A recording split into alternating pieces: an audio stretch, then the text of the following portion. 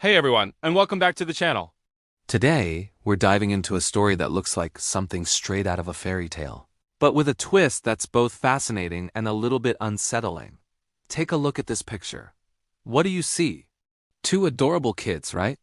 You might think they're siblings, maybe best friends playing dress up in their fanciest clothes. They look so innocent, so full of childhood wonder. But what if I told you this wasn't a playdate? What if I told you this image captures a husband and his wife? That's right. The little boy is Prince Richard of Shrewsbury, Duke of York, and he was just 4 years old. The slightly older girl beside him is Lady Anne de Mowbray, and she was only 6. In January of 1478, these two children stood in St. Stephen's Chapel at Westminster and were officially married. A 4-year-old groom and a 6-year-old bride. It's a concept that's almost impossible for us to wrap our heads around today. But in the 15th century, this was the world of high-stakes royal politics. This wasn't a marriage about love or companionship. It was a strategic move, a power play orchestrated by the adults around them. So how did this happen, and why? Let's unravel the incredible story behind one of history's youngest married couples. To understand this union, we need to go back to one of the most turbulent periods in English history, the Wars of the Roses. This was a brutal, decades-long civil war fought between two rival branches of the royal family, the House of Lancaster, represented by a red rose, and the House of York, represented by a white rose. The crown was the ultimate prize, and the throne changed hands multiple times through bloody battles and political backstabbing. Our story begins with the Yorkist king, Edward IV. He was a formidable figure, a skilled military commander who had fought his way to the throne. By the late 1470s, he had managed to secure a period of relative peace and was focused on consolidating his power and securing his family dynasty. Edward had 2 sons, the heir, also named Edward, and our little groom, Richard of Shrewsbury. Now let's talk about the bride, Lady Anne de Mowbray. Anne was no ordinary 6-year-old. She was an heiress of immense wealth and status. Her father was John de Mowbray, the 4th Duke of Norfolk.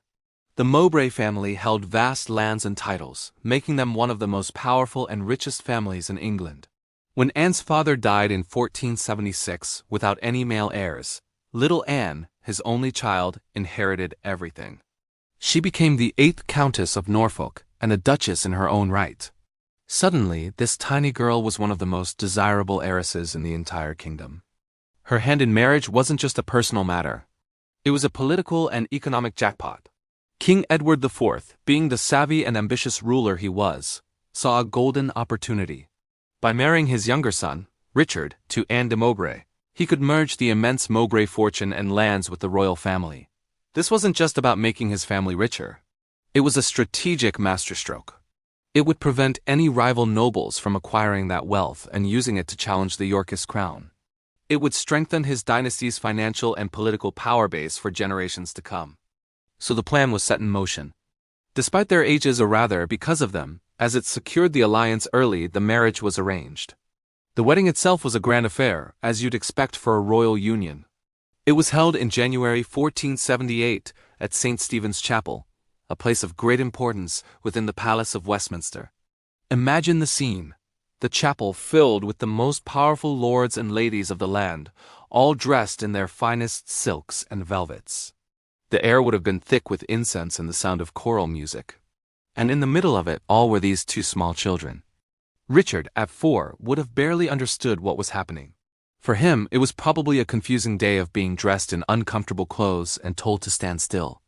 Anne, at 6, might have had a slightly better grasp of the situation, but it's hard to imagine she truly comprehended the lifelong commitment she was making. Contemporary accounts describe the lavish banquet that followed, a feast fit for a king, with everyone celebrating the union. But for the 2 central figures, it was likely just a very long, very strange party. You might be wondering, was this even legal? Well, by the standards of the time, yes. Child betrothals and marriages, especially among the nobility, were quite common. These unions were contracts, first and foremost. The crucial part was that the marriage had to be consummated once both parties reached the age of consent, which was 12 for a girl and 14 for a boy, for it to be legally binding in the eyes of the church. Until then, it was more of a formal, unbreakable betrothal. So the plan was for Richard and Anne to grow up together, and their marriage would become fully realized when they were older. Following the wedding, Anne, now officially the Duchess of York, joined the royal household. She was raised alongside Richard and his older siblings, including the two famous princesses, Elizabeth of York and Cecily. She was, by all accounts, part of the family.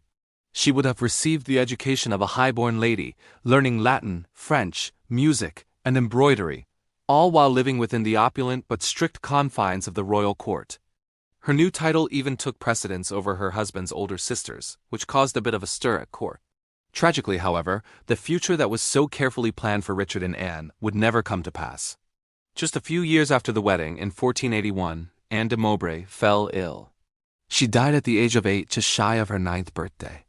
Her short life, defined by her incredible inheritance and her politically charged marriage, was over. Her death was a personal tragedy, of course, but it also created a major political problem for King Edward. The vast Mowbray inheritance that he had so cleverly secured for his family was now in jeopardy. According to the law, the lands should have reverted to Anne's other relatives. But King Edward wasn't about to let that happen. He persuaded Parliament to pass an act that allowed his son Richard to keep the Mowbray lands for his lifetime, essentially overriding the normal rules of inheritance. But the story gets even darker. Just 2 years after Anne's death, in 1483, King Edward IV himself died suddenly. This threw the kingdom into chaos once again. His eldest son was proclaimed King Edward V, but he was only 12 years old. The late king's brother, also named Richard, Duke of Gloucester, was named Lord Protector to rule on his young nephew's behalf. This is where our little groom, Prince Richard of Shrewsbury, re-enters the story in a most tragic way. The Lord Protector, Richard of Gloucester, swiftly moved to consolidate his own power. He had the young King Edward V and his 9-year-old brother, Prince Richard, taken to the Tower of London. At first, this was supposedly for their own protection, to prepare for the young king's coronation. But soon, things took a sinister turn. A clergyman declared that King Edward IV's marriage to the boy's mother, Elizabeth Woodville, had been invalid. This meant that both young princes were illegitimate and therefore had no claim to the throne. With his nephews declared illegitimate, Richard of Gloucester had himself crowned King Richard III. The two boys, Edward and Richard, the famous princes in the Tower, were seen less and less frequently within the Tower walls until eventually they disappeared altogether. Their fate remains one of the greatest and most chilling mysteries in English history.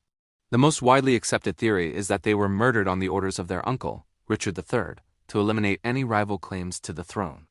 So the 4-year-old groom from that strange wedding ceremony vanished from history at the age of 9, his life cut short by the same brutal politics that had dictated his marriage. It's a profoundly sad end for both of these children. Anne, the child bride, dead from illness at 8. Richard, the child groom, vanished and presumed murdered at 9. Their lives were just pawns in a much larger, deadlier Game of Thrones. Interestingly, there's a modern postscript to Anne de Mowbray's story. For centuries, her final resting place was unknown. But in 1964, construction workers in Stepney, London, accidentally uncovered a lead coffin. When it was opened, it was found to contain the perfectly preserved remains of a young girl with long auburn hair. An inscription on the coffin identified her as Anne de Mowbray, Duchess of Norfolk. It seems her body had been moved from Westminster Abbey at some point. After extensive study, she was reinterred, this time in Westminster Abbey, where she rests today, a silent testament to a very different time, a time of child brides and princes in towers.